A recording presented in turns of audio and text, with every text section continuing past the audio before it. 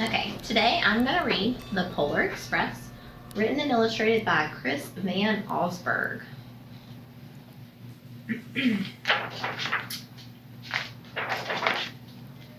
On Christmas Eve, many years ago, I lay quietly in my bed. I did not rustle the sheets. I breathed slowly and silently. I was listening for a sound a friend had told me I'd never hear, the ringing bells of Santa's sleigh. There is no Santa, my friend had insisted, but I knew he was wrong. Late that night, I did hear sounds. Though not of ringing bells, from outside came the sounds of hissing steam and squeaking metal. I looked through my window and saw a train standing perfectly still in the front of my house.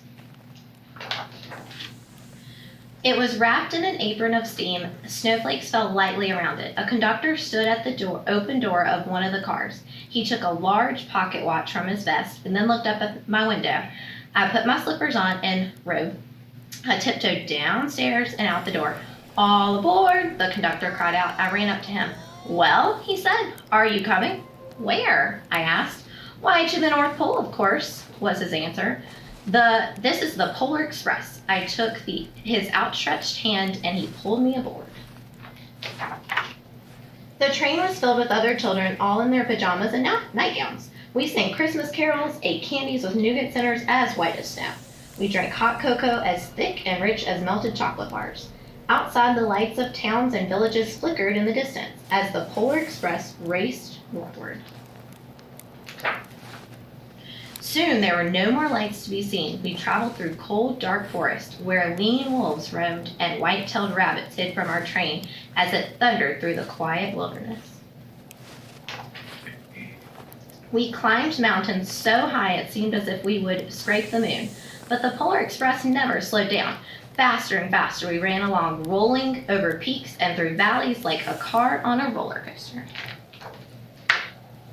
The mountains turned into hills, the hills to snow-covered plains. We crossed a barren desert of ice, the great polar ice cap.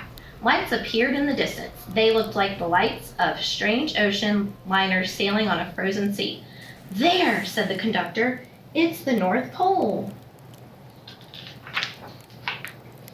The North Pole, it was a huge city standing alone at the top of the world, filled with factories where every Christmas toy was made. At first we saw no elves. "They are gathering at the center of the city," the conductor told us. "That is where Santa will give his first gift of Christmas." "Who receives the first gift?" we all asked. The conductor answered, "He will choose one of you." "Look," shouted one of the children, "the elves!" Outside we saw hundreds of elves. As our train drew closer to the center of the North Pole, we slowed to a crawl. So crowded were the streets with Santa's helpers. When the Polar Express could go no further, we stopped and the conductor led us outside. We pressed through the crowd to the edge of a large open circle. In front of us stood Santa's sleigh. The reindeer were excited. They pranced and paced, ringing the silver sleigh bells that hung from their harness. It was a magical sound, like nothing I've ever heard. Across the circle, the elves moved apart and the Santa Claus appeared. The elves cheered wildly. He marched over to us and, pointing to me, he said, "Let's have this fellow here," he said. He jumped onto his sleigh. The conductor handed me up and I sat on Santa's knee and he asked, "Now, what would you like for Christmas?" I knew that I could have any gift I could imagine, but the thing I wanted most for Christmas was not inside Santa's giant bag. What I wanted more than anything was one of silver bells from Santa's sleigh. When I asked, Santa smiled. Then he gave me a hug, told an elf to cut a bell from the reindeer's harness. The elf tossed it to Santa, and he stood, holding the bell high above him, and called out, "The first gift of Christmas."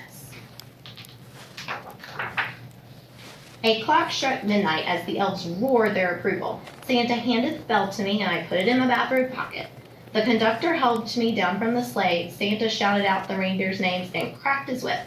The team charged forward and climbed into the air. Santa circled once above us and then disappeared into the cold, polar sky. As soon as we were back inside the Polar Express, the other children asked to see the bell. I reached into my pocket, but the only thing I felt was a hole. I had lost the silver bell from Santa's sleigh. "Let's hurry outside and look for it." one of the children said, but the train gave a sudden lurch and started moving. We were on our way home.